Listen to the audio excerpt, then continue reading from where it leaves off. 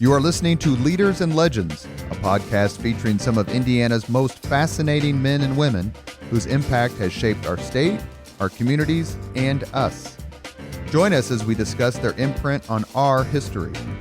Leaders and Legends is brought to you by Veteran Strategies Incorporated, your local veteran business enterprise specializing in public relations, media relations, public outreach, crisis communications, and digital photography. My name is Robert Bain, Principal of Veteran Strategies, former Deputy Chief of Staff to Mayor Greg Ballard, and Communications Director for the Indiana Republican Party. I'm honored to be your host for our discussion. You're listening to Leaders and Legends. This is Robert Bain. Leaders and Legends is presented by Veteran Strategies Incorporated and sponsored by the Girl Scouts of Central Indiana.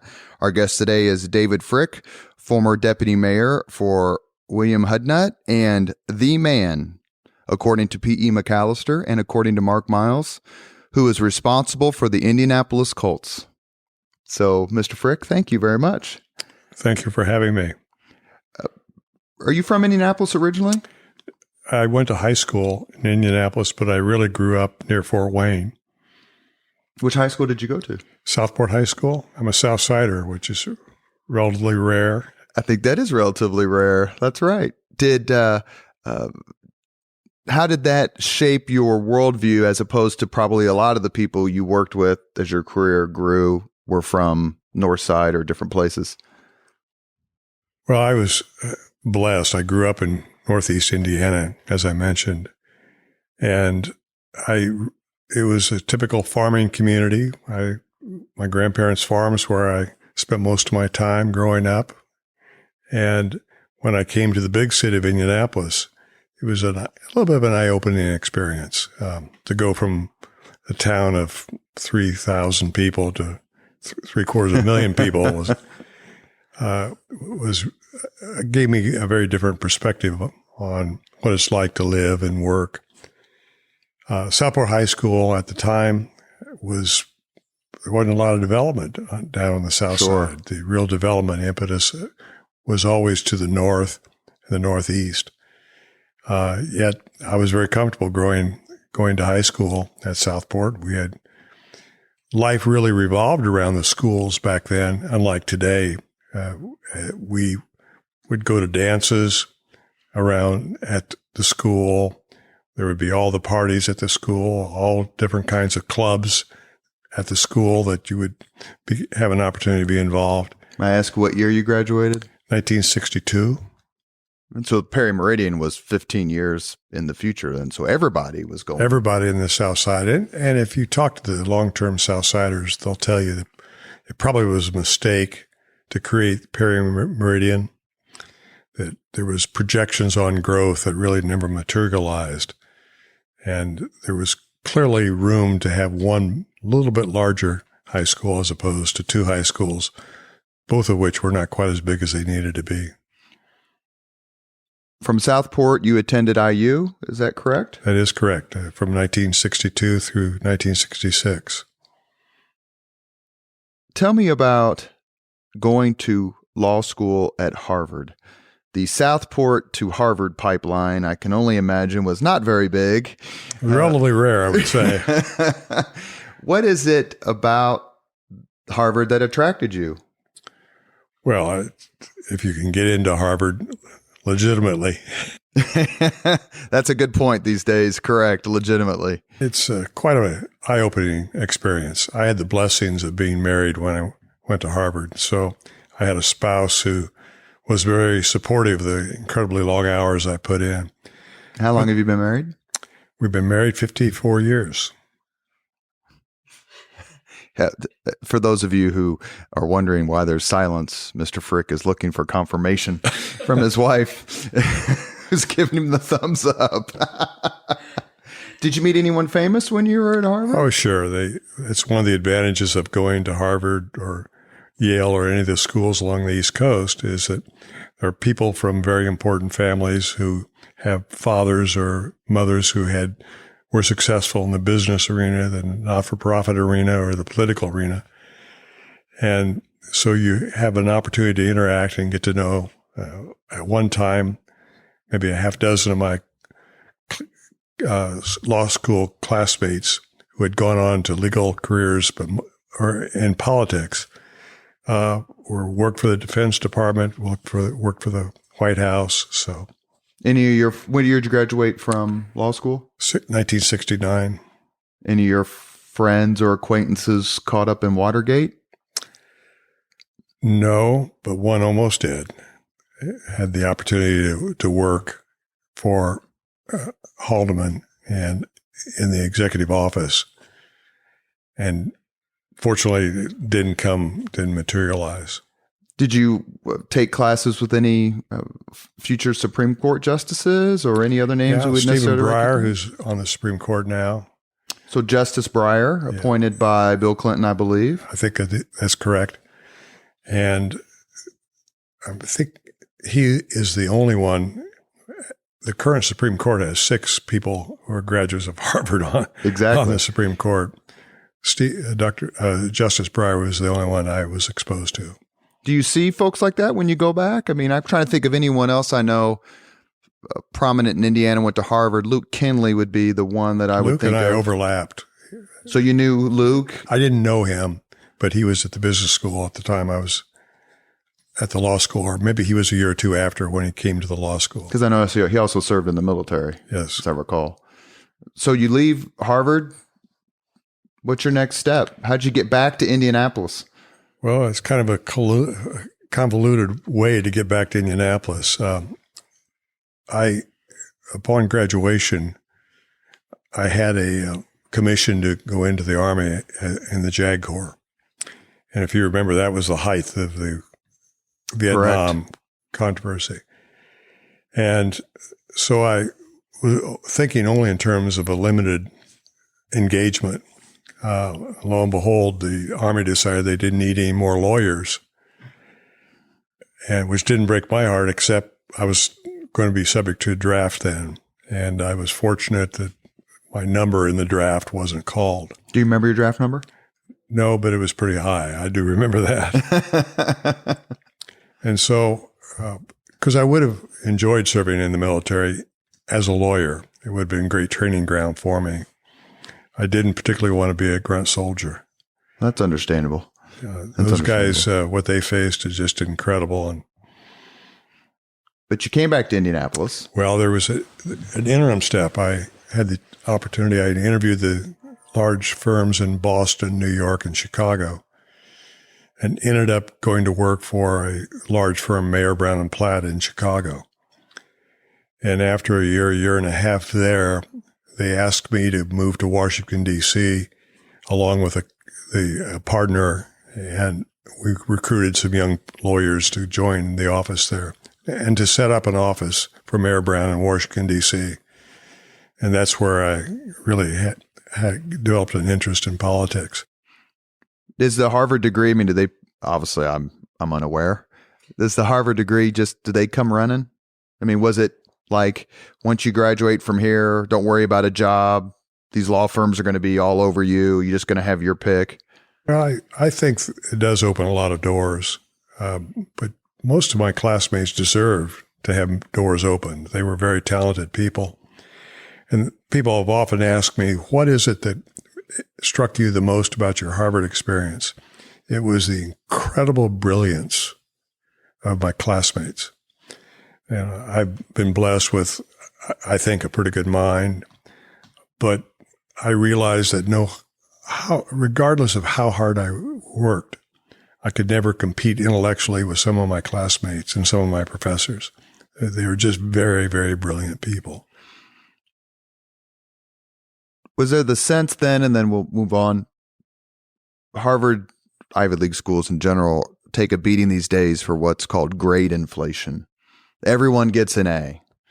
Was that your experience? Well, the law school was not that way.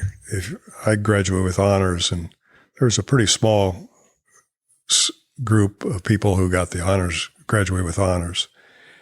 I did experience it in the undergraduate school. I taught at Harvard College when I was in law school. I taught in the course in expository writing. Mm-hmm. And there I noticed there's a lot of pressure because of the professors worrying about some of the students if they flunked out. There was grade inflation that was going on. Now, I don't know how long it continued, but there were in my class, there were very few students who did get a good grade because that was the way we were expected to grade. How much was your college experience like the movie Animal House? It was about the same decade, around the same time period? Well, that was a classic I'm movie. You've Everybody, seen the movie. 20 or 30 times I saw the movie. But that was not my experience. My family couldn't help me go to school. And so I had to collect scholarships and I had to work when I was a student. I started out washing pots and pans in a fraternity house and moved up to be a waiter and then moved up to be a breakfast cook. So I was working 20 or 25 hours a week as an undergraduate. And I was fortunate I met my current wife my freshman year, and we were not big in the party scene. So Animal House couldn't be further from my experience. Everybody I know who's gone to Bloomington would go back there tomorrow. Everyone raves about the experience. Would you put yourself in that category? I do. It was a great place to develop a relationship with faculty members. I had a couple of faculty members who took a very intense interest in me. One was James Kessler, who was known for his work in analyzing the decision-making process in government. And the other one was Charles Heinemann, who was a classic political scientist known for years and years. And I had worked enough took a pretty heavy load in addition to working full time. And so by my senior year, I didn't need any credits and I couldn't leave school. Or excuse me, let me rephrase that. I had an opportunity to study as an independent study with Dr. Heinemann because I had finished all my coursework and was out of taking classes. And I thoroughly enjoyed and developed a lot of research papers working with him. And so I had a real, for the first time in my life, exposure to a very brilliant person, developing a work product that I could make a small contribution, realizing that the real work and intellectual capacity came from that professor. Did you know, speaking of famous people, I guess, they don't all go to Harvard. Did you meet any people down in Bloomington who you would later work with there in Indianapolis? Jim Morris, Ed Tracy, Jim Kittle, Harry Gonzo. There's a lot of good people. You're mentioning people that I know well from my experience. I'll just give you a couple of vignettes. Jim Kittle went to Pike High School, and I went to Southport High School. And we both went to Indiana Boys State, which was an American Legion program to teach young leaders. And I ran for governor. Because I was involved in Southport High School in a variety of community activities, was student council president at Southport. And Kittle was my campaign manager. And I got thoroughly crushed in the election. And I tell everybody I had a very poor campaign manager. And Kittle's retort has been for years, I had to deal with an incompetent politician as a candidate. So when he took over State Party, when he became chairman in 2001, 2002, did you think it was the doom of the Indiana Republican Party? Yeah, I did. But Jim really did a nice job. Terrific, actually, terrific. And the really important one, though, is Jim Morris. Jim and I got to know one another on the IU's campus. And as I'll go back and tell you how I got to Indianapolis. It's kind of a long, convoluted way of getting back. But that's where I developed a friendship with Jim. And then there were a variety of other people who when you went to IU, you had doors open for you in Indiana politics. Sure. But the relationship with Jim was one that I've treasured over the years because he basically convinced me to come back to Indianapolis. Was he chief of staff to Mayor Lugar at the time? Yeah, he was. And there was a way I got to know Dick Lugar is Jim Morris and I were at some cocktail function in Washington, D.C., and he was out there with Dick Lugar, and I went to this cocktail party, and our paths crossed. And he said, "I want you to meet somebody." And I didn't. He said, "I'm not going to tell you who it is, but come to breakfast the next morning." And it was at the Madison Hotel in Washington, D.C., and it was Dick Lugar. And I was so impressed with Lugar, and we had a very engaging conversation. And Lugar said, "Young man, you need to come home." What year would this have been? That would have been 1971, probably late 70, early 71. And it caused me to start thinking seriously about coming back to Indianapolis. And fortunately, Jim's reconnection with him brought me back here. And so I've always been indebted to Jim for convincing me to come back. Well, I mean, Mr. Morris is going to be on this podcast. He's been very kind to me. And I mean, Jim Morris's career is modern Indianapolis. And those are one of the things I want to talk to him about. You're listening to Leaders and Legends, presented by Veteran Strategies and sponsored by the Girl Scouts of Central Indiana. Our guest today is David Frick, graduate of Harvard Law School, former deputy mayor for William Hudnut. 75, Richard Lugar decides he cannot run for a third term, so his time as mayor ends, and this fellow named Bill Hudnut decides to run for mayor. Hudnut was elected to Congress in 72, defeating Andy Jacobs, and then lost in 1974 to Andy Jacobs in the rematch. How well did you know Mayor Hudnut, Bill Hudnut? Well, I got to know him before he became mayor, I guess. Yeah, I was going to say, I really got to know Bill in his congressional campaign. I had just moved back here from Washington, D.C., and he, I guess I can't quite recall how we made contact with one another, but we hit it off. And so I worked on the issue side of that campaign, wrote speeches, press releases, developed policy statements, and became very, very fond of Bill. And that was a major upset when he beat Andy Jacobs. 2 years later, the people in Indianapolis wanted him back to come home. Watergate didn't help. Well, that was because Lugar lost to Bai in a whisker. Even despite Watergate, he came close, and then Lugar wins election to the Senate in 76 against Harkey. Mm-hmm. No, it was you could tell it in the people's eyes when I would stop in polling places, and people had made up their mind they were not going to tolerate Watergate criminals, and so they had a mission. And it resulted in Andy Jacobs being reelected. The good news is that Bill Hudnut and Andy Jacobs developed a very close relationship. If you study their campaign, there wasn't negative talk on the part of either one of them.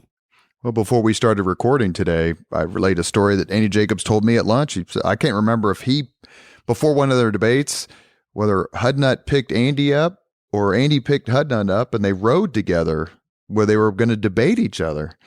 Could you imagine that these days? Well, no. I mean, it was a different era with different people. And unfortunately, many of the political leaders we have today couldn't do that. Well, one of our podcasts previous with John Mutz and Louis Mahern, they had a terrific friendship that lasts to this day. It was an amazing discussion about just working together. Well, this is kind of jumping ahead, but if there's a secret to the success of those days in Indianapolis, it was people worked together. They didn't care what party label was attached, and there were many Democrats who helped carry the Hudnut platform and do things to revitalize our city. It wasn't a labor issue or it wasn't a corporate issue. People just worked together. And that's what's been lost. The concept of compromise, and you no longer hear people talk about it. You're listening to Leaders and Legends, brought to you by Veteran Strategies Incorporated and sponsored by the Girl Scouts of Central Indiana. We're here with David Frick. In 1975, Bill Hudnut is elected mayor, beats Bob Welch. When did you start working for him? not until 1976. I'll come back to that in a second. Bill asked me to help develop the transition plan from Luger to Bill Hudnut. And he wanted me to come to be part of his administration, and I wasn't anxious to do that. But as I was working on the transition itself, I caught the bug and agreed to come in and to work for him. And it's probably the best decision I've ever made, other than when my wife and I got married. You came in at a time on the cusp of several significant events, certainly one or two of them watershed events in the city's history. So let me kind of ask you about them very quickly. If I have my dates correct, it's July of 1977, the Pacers telethon.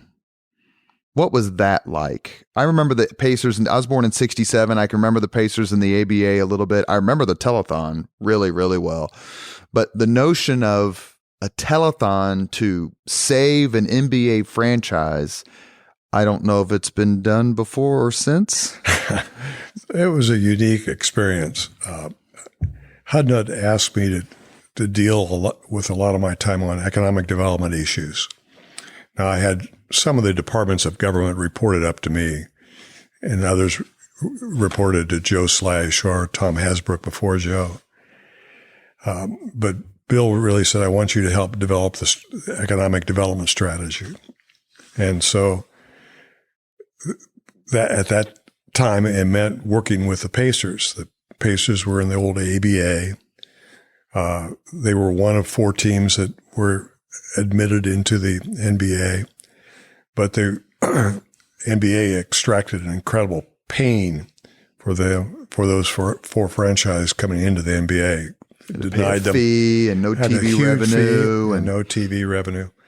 And so every year they would sell their season tickets, use the money immediately to pay off all the bills they'd run up for the prior year, and then struggle to figure out how they could operate for another year. And so after a couple of years of being exposed to that, and they really were going to be moving out of town, had we not done some form of raising the number of season ticket sales. And so that was the way, something that was proposed. I can't remember whether it was Bobby Leonard or his wife, but somebody proposed the idea. Mayor Hudnut was an active participant. He just didn't stand aside and say, everybody do this. He was intimately involved. Very much so. And we pulled it off. There was a number we set for the number of season tickets that we had to sell. I think it was more of a goal than an actual requirement. 8,000? Yeah, I think it was around 8,000. And we did it. And Nancy Leonard really, Bobby's wife, did a wonderful job putting that together. 6 months after the Pacers telethon, recall what hit Indianapolis? It's called the Blizzard. The Blizzard of 78 hit in January. I don't know if I was 3rd grade, 4th grade. What I remember about it, we ask you from your perch on 25. It's funny because you and I had the exact same office. Oh, really? On the 25th floor, yes. And that is, it was the only time they closed school for 2 days at one. Like, school's closed this day and the next day. You don't even have to ask. Like, it was so bad that they closed school for 2 days in a row at the same time. That's what I remember about it. I also remember Hudnut in the Racers. So this is your opportunity to take credit for Bill Hudnut wearing the Racers cap as he reassures the city that everything's going to be okay. Well, there are 2 or 3 stories coming out of that experience. Ann and I went to the IRT that night. But earlier that day, Hudnut had airplane tickets to fly to Washington, D.C. Or, excuse me, it was the next day after when Ann and I went to the IRT. And he was scheduled to fly to his first state dinner, and he and his wife were really looking forward to that. And unfortunately, I was the bearer of the news Bill, you can't go.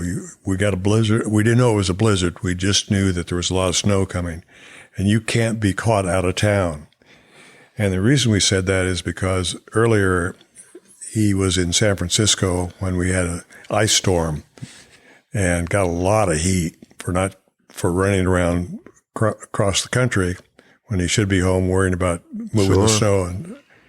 And he got very irritated with me. He threatened to fire me but I had the tickets and I wouldn't give him the tickets.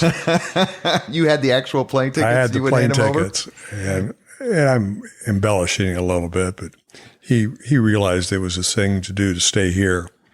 So when the snow turned into a blizzard, he was in a unique position to take advantage of it politically. Now, Joe Slash and I were focused on dealing with the emergencies. I mean, think about the number of people who were on medicines. How do they get their medicine? Or people that were on therapies. How do they take their therapies? Because the city was totally closed down. We even pulled all the police officers in from the streets.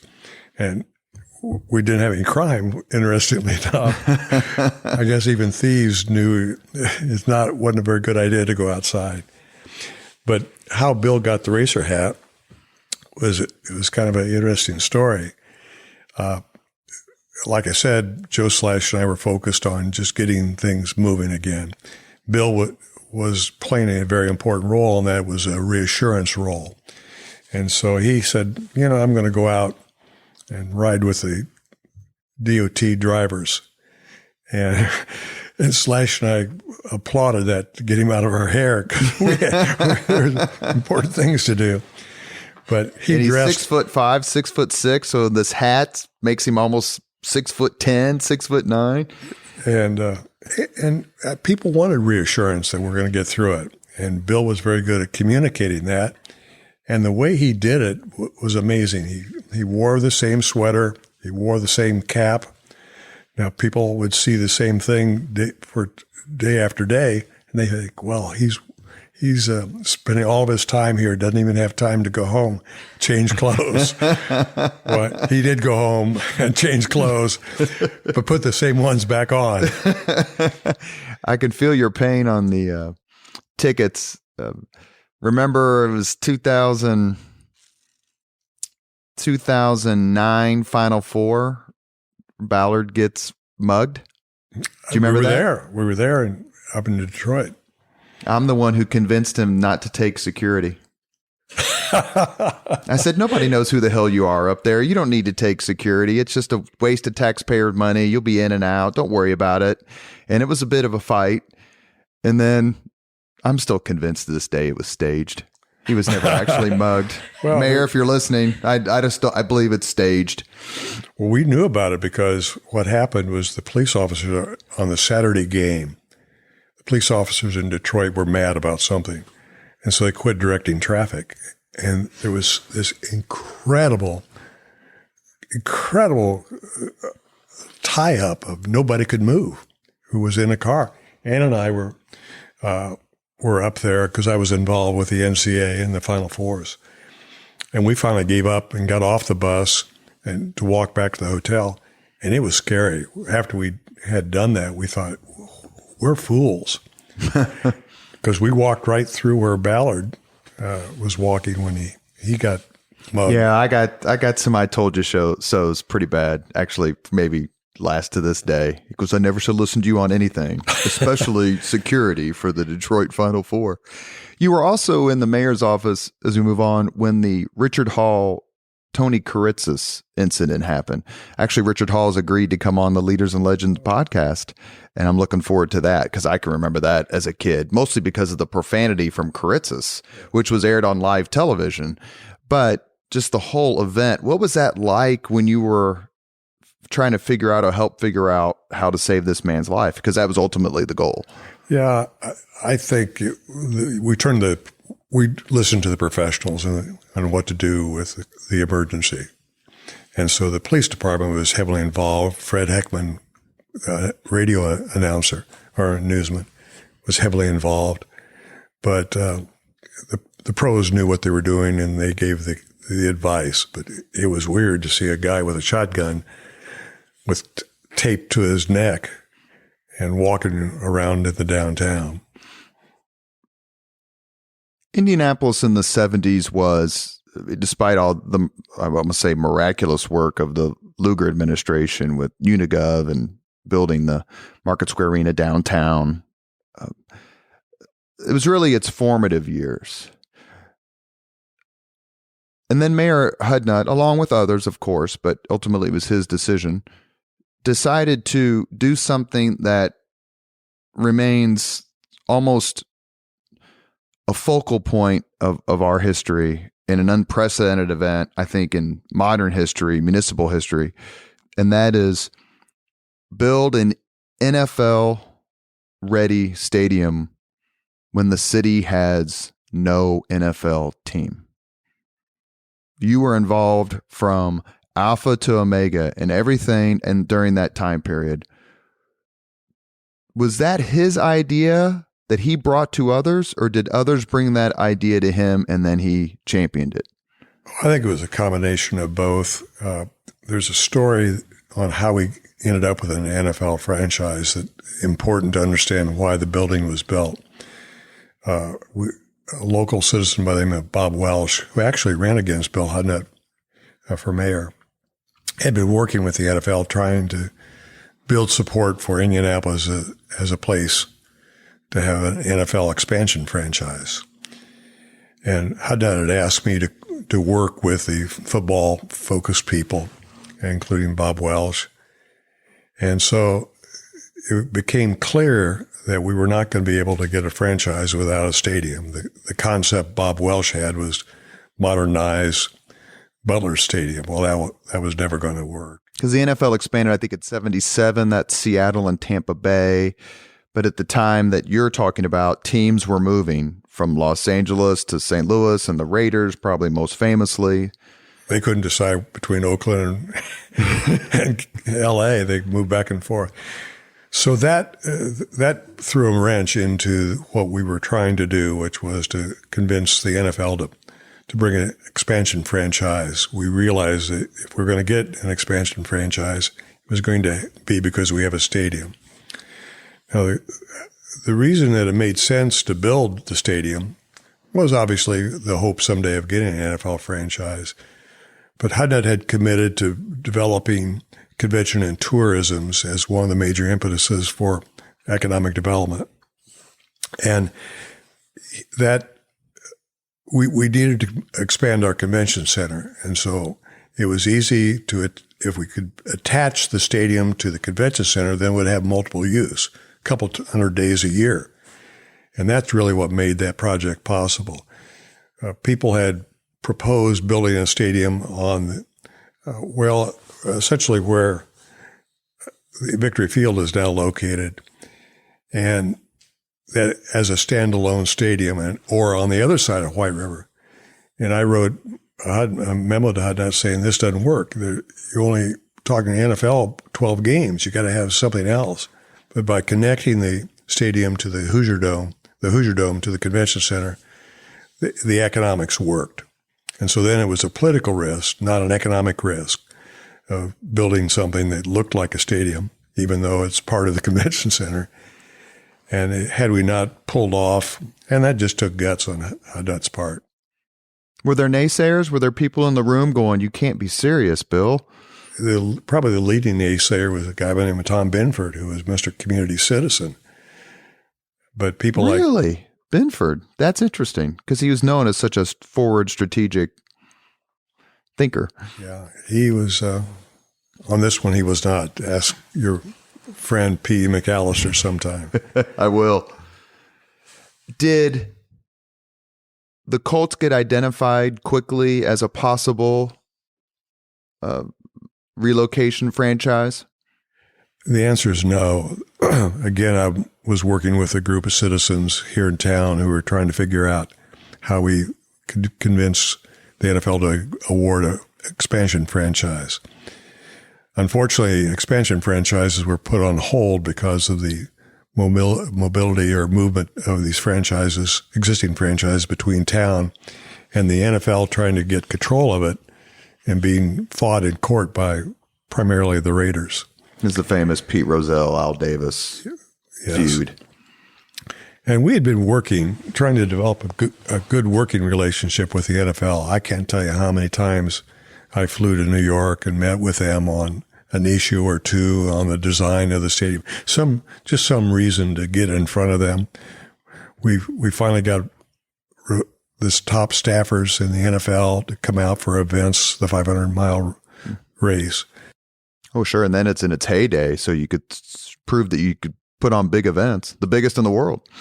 And so we were working to build that expansion franchise.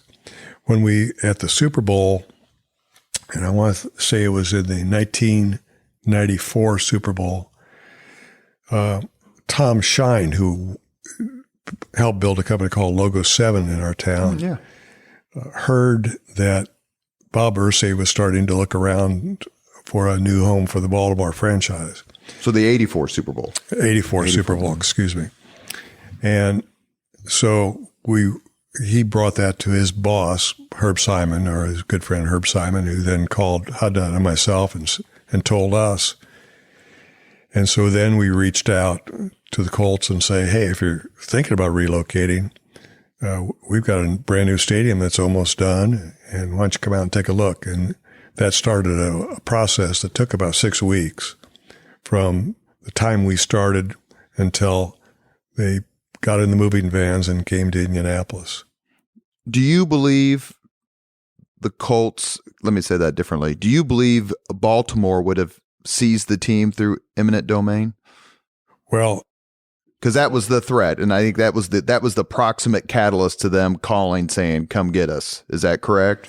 That's correct. And it's interesting that you recognize that. I don't think Irsay would have moved the Colts, even though the NFL was putting a lot of pressure on him to do so. Had the legislature violated a promise they made to Bill Hudnut, to Bob Irsay, which was that we will not use eminent domain to acquire the Colts franchise. And they started a legislative process in which they suspended rules and passed in one house the bill unanimously, and then they did the same thing the next day. And Irsay picked up the paper and saw that and said, I got to get out before the Colts are seized through eminent domain. And I think Baltimore would have done that. And so they really forced him to leave. Do you think the fact that you had a Harvard law degree helped you connect with the NFL and Baltimore and the East Coast folks, whereas if you'd had a law degree from Iowa State or New Mexico State, that maybe they would have looked at you a little differently? Do you think that gave you some credibility? Oh, it may have. I'm giving it to you. Yeah, so, do you want to take it? I wouldn't. No, I don't think. I think anybody who was a deal maker, and I was a deal maker, I knew how to put significant transactions together, both as a lawyer and when I was in government. So that was the more important thing, is how you try to get people to come to an agreement. And we were able to do that because Mr. Irsay relied upon his attorney, Michael Chernoff, to do a lot of the heavy lifting on terms of location. And I developed a close relationship with Mike Chernoff in this process. And there was a lot of uncertainty on the part of our side. Is he really trying to use us to get a better deal someplace else? Sure. And on their side, will we really deliver what we're promising? And I think we got through almost all those issues because Mike Chernoff and I just understood one another. And we concluded by working together, we can craft an agreement that will work for Mr. Irsay and work for the city of Indianapolis. Who got to call Mayor Hudnut and say, they're coming? Well, there were two calls. Michael Chernoff called me and said, we got to get out of Baltimore, and describe what the legislature was doing. And Bob Irsay called Bill Hudnut and said essentially the same thing.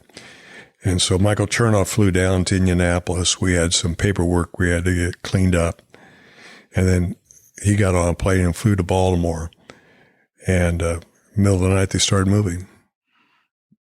When you see an image of the Mayflower trucks, what does that bring back to you in terms of like the memories of the process and how the city came together? Like whatever you need. It's like whatever you need. No questions. Just tell me what you need. Well, the Mayflower move was one where Bill Hudnut's next door neighbor was Johnny B. Smith, who was the CEO of Mayflower. And Johnny B. in one of his pontifications said, well, if you want to move the Colts to Indianapolis, I'll move them free. And so Hudnut called him and said, guess what? You got to move them free.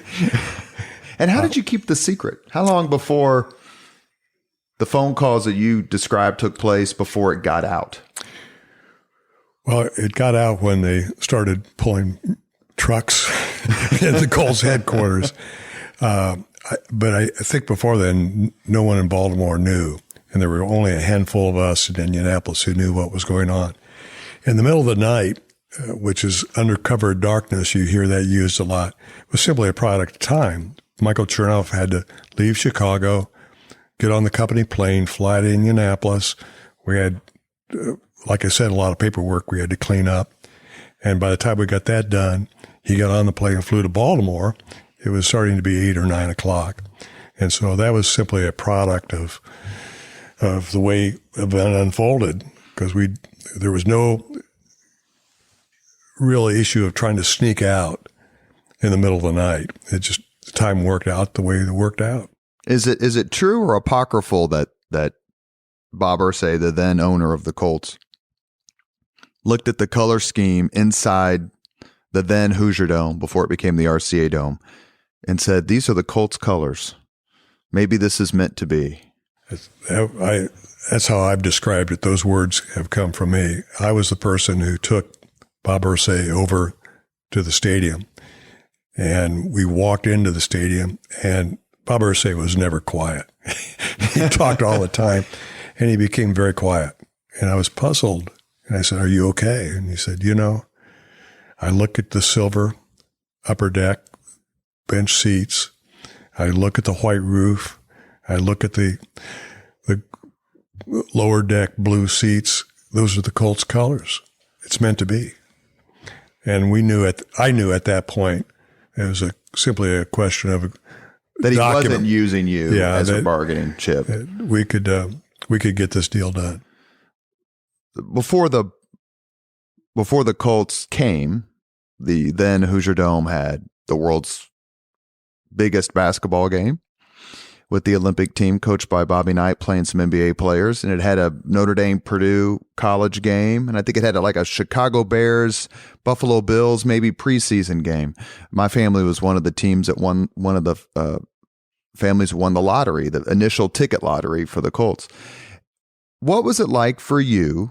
I'm assuming you attended, when you took your seat for the very first home game of the Indianapolis Colts?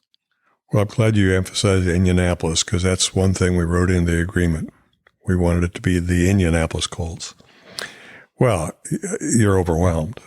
I mean, you sit there and you think about how fortunate we were that it all worked out.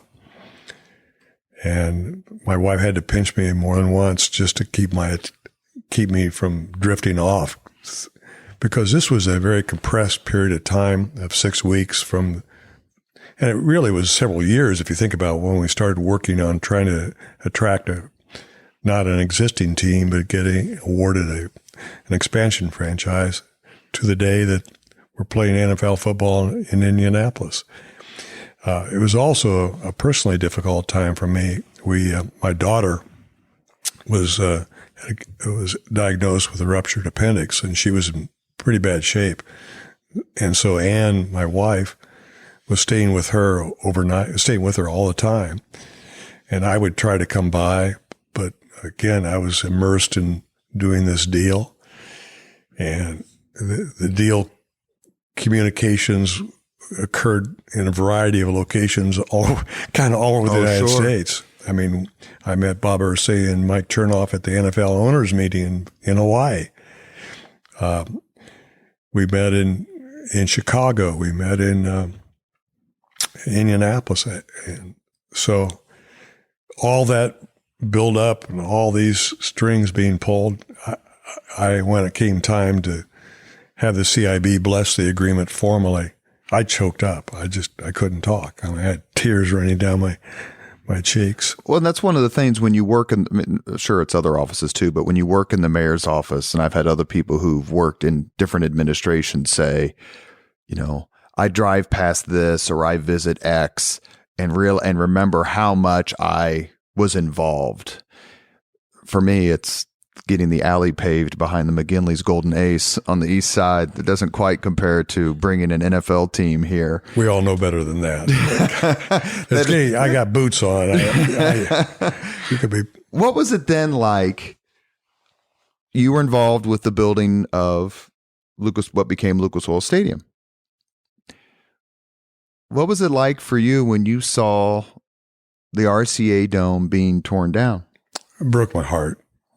That was a great building. People forget that we built that on the cheap. Interest rates at that time were 13.5%. And so that limited the amount of money. It's built 82, 83, 84-ish. Yes. Cost about 60, 65, 70 million maybe. The number they used, that involved an expansion of the convention center as well as the Hoosier Dome. The Hoosier Dome, part of it was about $55 million. And then the rest was the expansion of the convention center. But it was, just a lot of memories. Do you have a piece of it somewhere? A seat or a part of the roof or? For a long time, I had a seat, but I finally gave that up when we downsized our home and moved into a smaller place. But you are right. I mean, you can remember things where your contribution may have been major or minor, but it's because of a lot of people getting together and believing deeply on what it's going to take to move our community forward. And I was very fortunate. I had an opportunity to play a role for Bill Hudnut in causing that to happen. I've said this before. It's actually one of the reasons why I wanted Louis Mahern and John Mutz to come on the podcast, Leaders and Legends podcast. They were wonderful. Is because a lot of people just don't know what John Mutz did for this city. And I'll pick him out because he obviously became lieutenant governor. But I always have thought that one of the most underrated contributors to the growth of Indianapolis is a fellow named Jim Dora Sr. How well did you know him? And what do you think his main contributions were to that critical period in the 80s and 90s as Indianapolis continued to mature? Well, Jim Dora was a friend. In fact, where we lived before we downsized and moved into our condo here was caused by my wife seeing the house that we ended up buying on the west side of Eagle Creek, just a couple doors down from Jim Dora. Jim played a critical role on the CIB. He was the communicator to the rest of the hotel industry because we really wanted to build a first-class convention tourism business. And Jim was the guy who carried the laboring oar in getting the hotel industry in support of raising taxes on them in order to accomplish this objective. And so it was a very sad day when we lost Jim. He gave me more money for college through his wife's scholarship than anybody except Uncle Sam. And he did it in a very quiet way. Most people did not know that he was supporting a scholarship at Purdue. Absolutely. He didn't want, I didn't know it, and I knew him well. You mentioned, and these folks are obviously much, much better known, but you mentioned the Simons a few minutes ago. If the Simons don't buy the Pacers in, I think it's 83, 82, 83, 84, that time period. Thank you. Are they still here? Do you wonder? Do you think the Pacers go someplace else through some other purchase of another billionaire, millionaire, but the Simons stepping up, years after the telethon to make sure that the Pacers are here? Well, if they hadn't done it, Indianapolis would never have gotten the Colts. There's no question in my mind. We're very fortunate that Herb Simon, many people had approached Herb and Mel Simon, asking them to do it, and they always declined. The Pacers were on their way to Sacramento. Guy was buying the franchise and going to move it. Made no bones about it. It's the Sacramento now is the Kansas City franchise, and he ended up buying that one instead of the Pacers. But Ted Boehm, Jim Morris, and myself went to be with Herbie, and we said and Bill Hudnut, and he said, "You got to do it, Herb." And bless his heart, he said, "I'll talk to Mel," and he talked to Mel, and the family stepped forward. Had they not done that, Indianapolis would be a very different place today. In general, when you hear someone be critical of giving money to sports teams and why do we do all this when there are other critical needs and pressing problems facing the city, when the overall sort of sports tourism convention strategy kind of started by Lugar, of course, but really given turbocharged by Mayor Hudnut. When people criticize that, what's your response, rebuttal? It's a question of spending a buck now that disappears versus spending a buck that creates a future. Looking at the sports as a athletic event is the wrong way, I think, to look at it for Indianapolis. What we were looking for is what are the economic engines that will drive this community? And one of those engines are businesses that their executives were elsewhere, but they had a plant here. And we needed to somehow get on the radar screen of those important decision makers who were making decisions about whether their plant was going to close or expand. And sports is a way of doing that. The conversations we have in our community on Monday morning after a Colts game or after a Pacer playoff give you an opportunity to connect with a bigger strategy we had, which was the strategy of using sports for economic development. One of the best stories we've heard so far on the Leaders and Legends podcast, and we're here with David Frick, former deputy mayor for Bill Hudnut, is one told by Allison Millangton, which I'm going to try to get through without being weepy because I haven't been able to do it yet.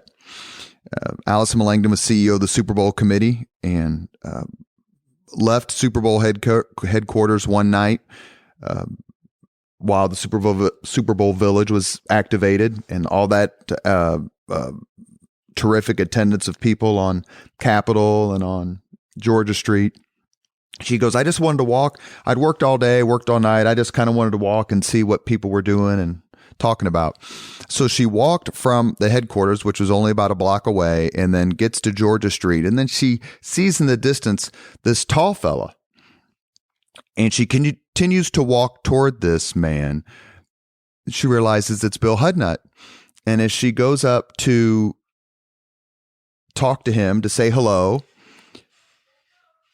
she noticed Mayor Hudnut's crying. In the middle of all this activity, what do you think he was thinking as the tears were running down his cheek during the Super Bowl Village experience? Oh, I think Bill was being reflective of the strategy that was adopted by the community and how that strategy finally played out and worked in the most prestigious way possible in having a Super Bowl, and how this community embraced, as it does all good sporting events, embraced that experience. And he was telling himself, we got it done. And I believe that's what he was saying. In 34 years, Indianapolis went from having to host a telethon to save an NBA franchise to hosting a Super Bowl that completely redefined the experience for the entire league, therefore the entire country. Is that Bill Hudnut's legacy? Along with Mayor Peterson, along with Mayor Goldsmith, along with Mayor Ballard, and all the attendees, all the civic leaders and community leaders coming together, is that the culmination for you, or is there more to come? Well, it was a good run. Today, things are just different. I'm not sure today you could have pulled off the things that we pulled off, because there was a lot of risk-taking associated with what Bill Hudnut and a lot of community leadership, both in the public sectors and the private sectors, could pull off. I don't know that it could be done today. The partisanship that has invaded the political arena makes it almost impossible to do what we did. I mean, think about it. Bill Crawford, one of the leading African-American leaders in this community, Louis Mahern, prominent Democrat, carried the legislation to build the Hoosier Dome. Well, people wouldn't do that today. Republicans and Democrats can't agree upon anything, and you attack your as opposed to working with people. So it was a great era. I mean, we got a lot done. I wish well the decision makers, because I think it's going to be tough to continue to do it. We're getting ready to ask you the 5 questions that we finish every podcast with for all of our subjects. I want to mention one more name, which we would be remiss in not mentioning, and that's P.E. McAllister. His impact on this city, how would you describe it? Well, P.E. was just so highly thought of in the business community and the governmental community. He was close to Dick Lugar. Dick Lugar gives him so much credit for what P.E. has accomplished in both the business world as well as the governmental world. He's one of Bill Hudnut's closest advisors. They'd known each other for a number of years. And he clearly, because he never wanted the attention. So many people get in public life and want a lot of attention. He didn't. He was very quiet. And his leadership is a testament of how being not trying to take all the credit, but sharing the credit works and makes for a better place. And I wish he would be around for another 100, as he's 100 years now. Amen to that. Leaders and legends, we ask the same 5 questions of every guest. So if you're ready. I'm ready. What was the first job you had? Working on my grandparents' farm, shoveling crap. In Northeast Indiana? Yes. There's something unique that we've lost in America, and that is the good old family farm.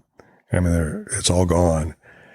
And you sure grow up quickly when you have to get up at 5 a.m. and start your chores. And you can't go away for 2 days because the daggone cows need milking twice a day. So I think that was my first family job. My first summer job was one working for a consultant analyzing the infrastructure here in Indiana. What was your first concert? Not one your parents dragged you to, but one you footed the bill for. Oh my gosh. I never had enough money to go to concerts. Probably down at IU, there was some concert. Greg Ballard's first concert was at IU, Sly and the Family Stone. Got me. I couldn't do away. Did you like music? Do a lot of concerts when you were an adult, you and your wife? No, we really haven't. We enjoy the symphony. We go both either the pops version or the classical version. We do it during the day. They've got a nice day program. But we don't follow, at least I don't, well, neither one of us really have much interest in following music other than that. If you could recommend one book to anyone, which book would you recommend?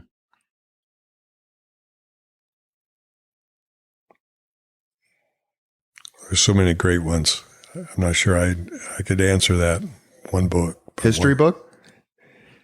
It would be something in history. Do you have a particular figure with whom you would more closely identify? I've read a lot about Lincoln. How he kept our country together. I wish we had him around again. So it would have been one of the series or one of the books probably involving Abraham Lincoln. If you could witness any event in history, which event would you choose? Be there, see it happen, live. I think I would have enjoyed watching the Yorktown battle, how it unfolded. So October 19th, 1781, Washington and the French take on the British. Trapped on the peninsula, the British, and how they led up to the fact of being able to confront them on terms favorable to the Americans. It would have been fun to sit in the strategy meetings. And it was interesting. There was a famous naval battle right before the surrender called the Battle of the Capes, where the French defeated the British, and then the British can't rescue Cornwallis. How deferential the French general was to Washington, even though, he had all the experience and the French had the money, but he let Washington do his thing. Well, you clearly have read more than I have, but the thing that I remember most is the talent that from Europe, some leading people in Europe had in coming over, and Pulaski is a good example of coming over and helping us in the battle, and how Franklin ever convinced the French to come help us. There's a great book. It's called The Great Improvisation by Stacy Schiff. It's all about what you just said, Franklin convincing the Europeans to help us. Last question. If you could have dinner with anyone in the world right now living for a couple hours just to talk or reminisce, whom would you choose? Well, I'm tempted to think in terms of historical figures or religious people. But given such a short time we have on this planet and the importance of family, I just like to be surrounded by my grandkids and my wife and my 2 kids, and just spend 2 wonderful hours with them. You have been listening to Leaders and Legends, presented by Veteran Strategies and sponsored by the Girl Scouts of Indiana. My name is Robert Vane, and we have been honored to spend the last hour with David Frick. It's easy to list mayors and senators and governors and representatives as people who've made an impact on this city. But on the Mount Rushmore of people who have changed Indianapolis, David Frick's face is right there. Thank you. Thank you. Thank you very much for listening to Leaders and Legends, brought to you by Veteran Strategies Incorporated. If you want to contact us about this program or our menu of public relations services, please send us an email at robert@veteranstrategies.com. That's robert@veteranstrategies.com.